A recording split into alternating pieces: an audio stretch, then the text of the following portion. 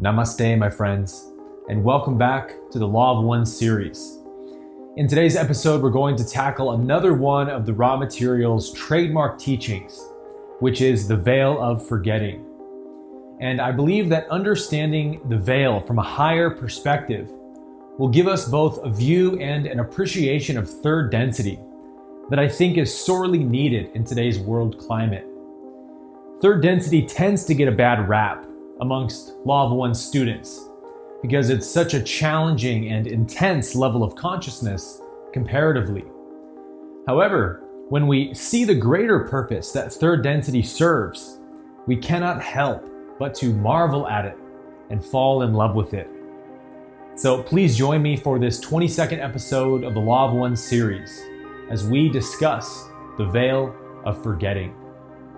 Now, there's a ton of mind-blowing facets to the veil of forgetting that Ra lays out in the Law of One. And I'm going to get through many of them in today's episode, but to get the full context for this, you really need to read this subject in the Law of One material for yourself.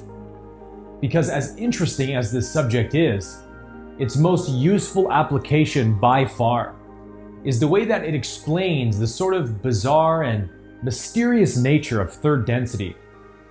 There's a lot of things about this level of consciousness that seem sort of strange or out of place, aren't there? Like, here we all are, just out of nowhere, for no apparent reason, with no context given. What's up with that, right? Like, hey bro, where'd you come from? Where did I come from?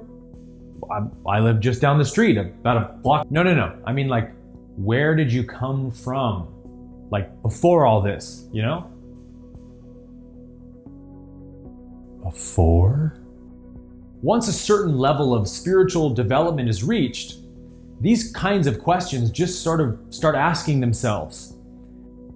Here we all are. Isn't that weird? Like, the universe is nuts. These questions become like a spiritual computer virus in your mind that start defragging the whole system and breaking down third density consciousness. Everything that once went unquestioned by you as totally normal starts to feel strange and bizarre and even psychedelic as this question becomes your magnificent obsession. When someone starts asking these kinds of questions and thinking this way, it shows that they are beginning the process of piercing the veil. It represents you waking up from this dream world that you're in. Because after all, shouldn't we have some context for why we're all here? Why are we all doing this peopling thing? What's the reason? Did we have a say in it? Did we choose it? Or did somebody else force this whole experience on us?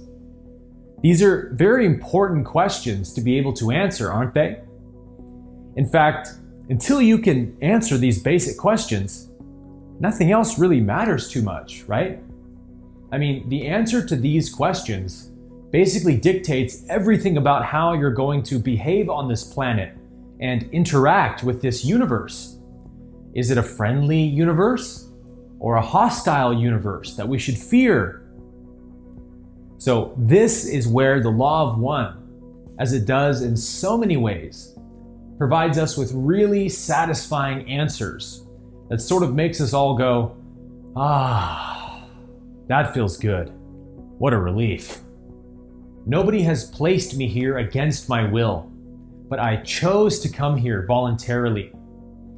The veil of forgetting shows us that not only did we choose to come here, but we also chose to undergo the forgetting of who we are as well, for the purpose of learning important and powerful soul lessons.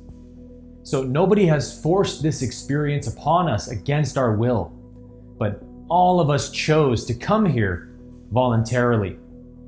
So can we all just do it together really quick? Ready? But that's only where the really interesting aspects of the veil begins. What's even more interesting is why we choose to forget. Because Ra explains that there was a time in the universe before the veil even existed, and it was actually invented by one of the Logos in a universe long, long ago. in a galaxy far, far away. And it was seen to be one of the most helpful developments for spiritual evolution in the history of the universe. So let's take a journey way back in time, technically before time as we know it here even began, and see what Ra has to say about the origins of this amazing phenomenon. As we learned in the second episode of this series, every universe, every galaxy, every star and planet is an experiment being run, to which the results are unknown until the experiment is carried out. So there was in fact a time in the universe before the service to self polarity even existed, and there was only the service to others polarity, without any veil to block an entity from knowing that the fundamental law of the universe is oneness. There was no ability to perceive others as separate. And because of this, Ra said that evolution through third density took a substantially longer amount of time and was almost stalled completely. After all, why do the work that it takes to polarize when you already know that you are the creator and that all is the creator and there's nothing to fear in the universe? Ra likens the situation to children in school who have no consequence for not doing their homework and no reward for graduating. So instead they prefer to just play on the playground and enjoy the universe around them, rather than strive after self-knowledge. So at a certain point, one of the primal logos conceived the idea of veiling third density beings from any memory of who they are or where they came from, to see if this would elicit a faster evolutionary process. And this experiment was a massive success. The result of entities forgetting the nature of the universe as oneness was that the negative polarity, the service to self path, was born. Not only this, but other developments such as the ego, psychological suffering, and mated pairing were all born as a result of the veil. These catalysts turned third density into the shortest and most intense density level of the seven, over 100 times shorter and more intense than any other density. This is when third density officially became the realm of the choosing, where no entity can graduate from without first polarizing either to the positive or to the negative. In session 82, Ra says, the concept of service to self did not hold sway previous to what we have been calling the veiling process. The necessity for graduation to fourth density is an ability to use, welcome, and enjoy a certain intensity of the white light of the one infinite creator. Prior to the veiling process, the measurement would be that of an entity walking up a set of your stairs, each of which was imbued with a certain quality of light. The stair upon which an entity stopped would be either third density light or fourth density light. Between the two stairs lies the threshold. To cross that threshold is difficult. There is a resistance at the edge of each density. The faculty of faith or will needs to be understood, nourished, and developed in order to have an entity which seeks past the boundary of third density. Those entities which do not do their homework, be they ever so amiable, shall not cross. It was this situation which faced the Logua prior to the veiling process being introduced into the experiential continuum of third density. So before the veil, there was no service to self polarity, there was no ego, there was no suffering, and there was no mated pairing either. I mean, when everyone is seen as myself, then what's the purpose of trying to bond with one of them in particular or have a partner? All sexual energy transfer, Ra says, was purely of green ray, as all beings were seen equally as the creator. But Ra also lays out another interesting effect of the veiling process, which is that before the veil, entities were referred to as mind-body spirits, rather than mind-body-spirit complexes. The word complex denotes the fact that after the veil, the conscious and subconscious mind were hidden from one another, creating a kind of divide between the mind and the body and the spirit. So the self is now a complex of selves, in a sense. The self is no longer known to itself. So in order to answer those important questions that we asked at the beginning of this episode, a lot of spiritual seeking has to be done. And this is the real purpose of the veil of forgetting, to stimulate spiritual seeking. Ra also says that before the veil, there was no ability for enslavement to exist because everyone was seen as equals. So instead of trying to gain power over one another, they simply worked together and accomplished whatever they put their minds to, because nothing can stop the power of unity consciousness. So there were no controlling governmental structures in place, or anyone ruling over anyone else in any way whatsoever in their societies. Every interaction was of completely pure intention. So compare that standard for a minute to the world that we live in today, and you can just begin to grasp how much corruption and distortion currently exists on our planet that needs to be healed. We are nowhere near being a truly fourth density planet anytime soon. We are currently living in the kind of prehistoric age of spiritual intelligence, which fourth density humans one day will look back on now the same way that we look back on our prehistoric cavemen. There's a really funny exchange where Dawn asks Ra, "Is there any well-intentioned unconscious enslavery going on?" And Ra says, "No, not at all whatsoever." And Dawn says, "Really? There's none on our planet right now?" And Ra says, "Oh, I'm sorry. I thought you were asking about prior to the veil. On your planet right now, there are so many different varieties of unconscious enslavement that it beggars our ability to enumerate them." That's quite a statement coming from a sixth density social memory complex. I don't say any of this just to be a Debbie Downer or something, but just so we can keep in mind the true context of where we are in the grand scheme of things, that there's a lot of work to be done on this planet. And that begins with you and I simply healing and balancing ourselves. And one of the other tools we have at our disposal for healing after the veil is dreams. Ra states that prior to the veil, dreaming served a very different purpose. It was not possible to fall asleep and forget who you are and go live some crazy dream adventure somewhere in your mind. Because again, the conscious and subconscious selves were still joined and not divided into a complex yet. So instead, Ra says that dreams were used as a kind of astral travel device where entities could go into the inner planes and learn from advanced beings there, or even travel to higher density levels and learn from beings there as well. But after the veil, dreams became a primary mechanism for the higher self to communicate with us and send us important messages. And they provide us with a great catalyst for introspection and gaining insights into our subconscious mind.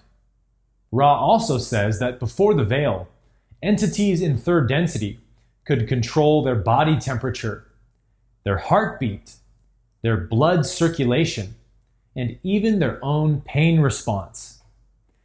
Before the veil, pain kind of served as a fire alarm for smoke that would alert the entity that there's a problem somewhere in the body, and then the entity could just mentally shut off the pain and address the problem.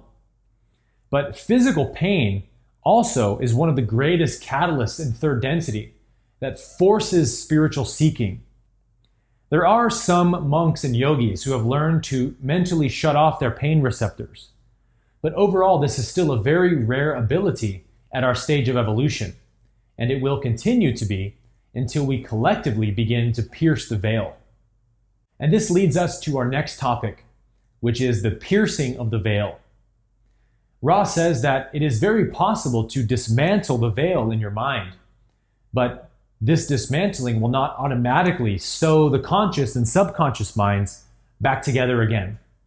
Because as long as we are in third density, we have to play by the rules. However, Ra says that when two or more polarized entities join together, meaning two beings with the green ray in activation, the piercing of the veil becomes very possible. The green ray energy center begins to activate the higher energy centers, which slowly allows the adept to remember what they had forgotten long ago, that all is one. And this can be done alone, of course. It's just a whole lot more difficult.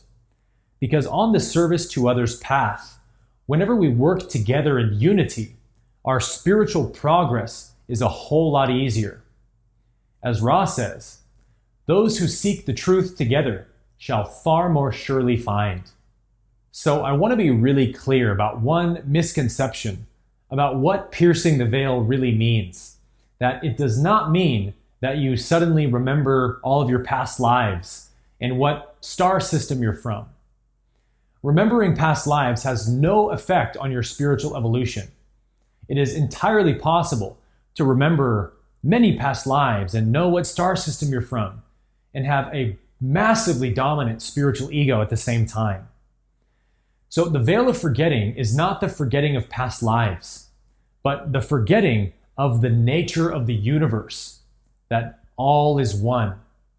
So piercing the veil is really just another term for self-realization, or you could call it self-remembrance. You aren't supposed to remember your past lives here in third density, because that would give away the answers to the test that you're currently taking. Now, once we begin to pass certain tests or become very aware of them, our higher self will sometimes give us glimpses of past lives.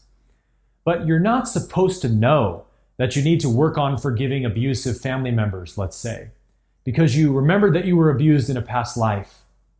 You're supposed to figure that lesson out because you're paying attention to your current life experience and to your inner world. That alone is what causes spiritual evolution. Third density is sort of like the wild card of the 7 densities, because it's the only density level where souls can return to from higher densities. This is what is called wandering. For example, there would be absolutely no point for a 6th density soul to wander back into 4th density, because there's no veil in 4th density.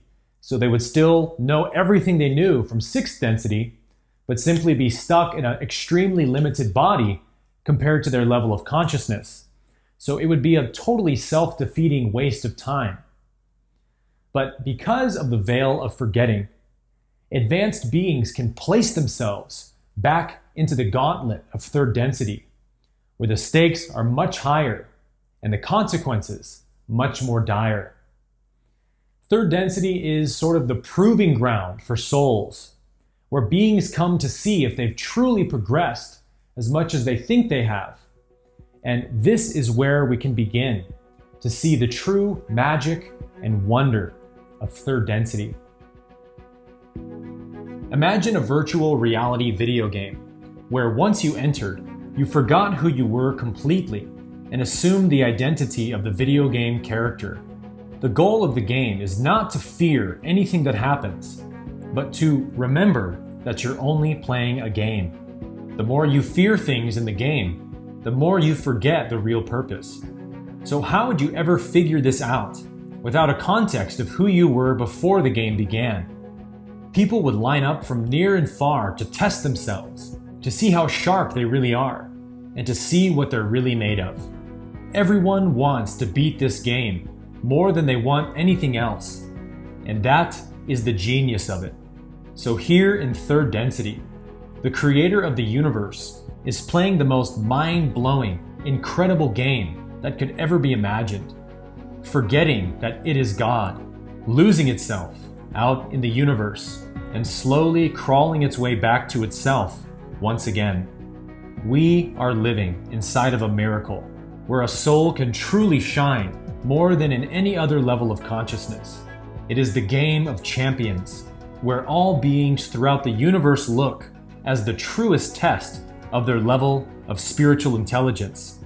It is the perfect measuring stick of who you really are. So here in third density, one could make the argument that we have more meaning and purpose to our existence than at any other density level. Because only here are there real consequences to not knowing who you are. Only here is there suffering, because it isn't even possible to not know who you are at any other density level. And so, since you know that life is really just a game that your soul is playing to find out what you're made of, how pure you are, and how much you remember yourself, then why not play the game to win? Why not reach for the highest and devote everything you are to this purpose? When you look at your life through heaven's eyes, then what could possibly matter more than your spiritual development once you know that it's the entire reason you came here in the first place? Our souls want to soar. They want to taste what the higher heavenly realms of consciousness taste like. But in order to get there, we have to master this realm of consciousness first. We must remember that everything is God. And not just as a concept, but to be able to love everything as God. Quite the game you're playing with yourself, isn't it? In all of sports, there's only a few truly great athletes whose greatness transcends through all the generations of their sport. And likewise, there's only a few rare souls who reach the highest purpose of a human lifetime. Not because the potential is rare, but because so few even realize that they're playing a game at all. So while you are here in third density, you have an opportunity to do something truly rare and significant in this universe. You can be a shooting star here that other beings watch from behind the veil with awe and amazement, the way that we watch some of the great athletes during their era. So this is what piercing the veil of forgetting really means. It is to remember at the soul level that you are the creator, playing within your creation. And once you remember that this is the ultimate game that you're playing, the universe opens its doors to you and invites you to play the next level of the game. This is what we call graduation. So if we had to give a name to this most spectacular of games, we might just call it the Law of One. So now I'll leave you, as always, with one final quote from Ra. Questioner: in the last session, you made the statement that before veiling, sexual energy transfer was always possible. I would like to know what you meant by it was always possible. I am Ra. We will use the analogy in your culture of the battery, which lights the flashlight bulb. Two working batteries placed in series always offer the potential of the bulb's illumination. After the veiling, to continue this gross analogy, the two batteries being placed not in series would then offer no possible illumination of the bulb. Many mind-body-spirit complexes after the veiling have, through blockages, done the equivalent of reversing the battery. Questioner: what was the primary source of the blockages that caused the battery reversal analogy? I am Ra. The root cause of blockage is the lack of the ability to see the other self as the creator, or to phrase this differently, the lack of love.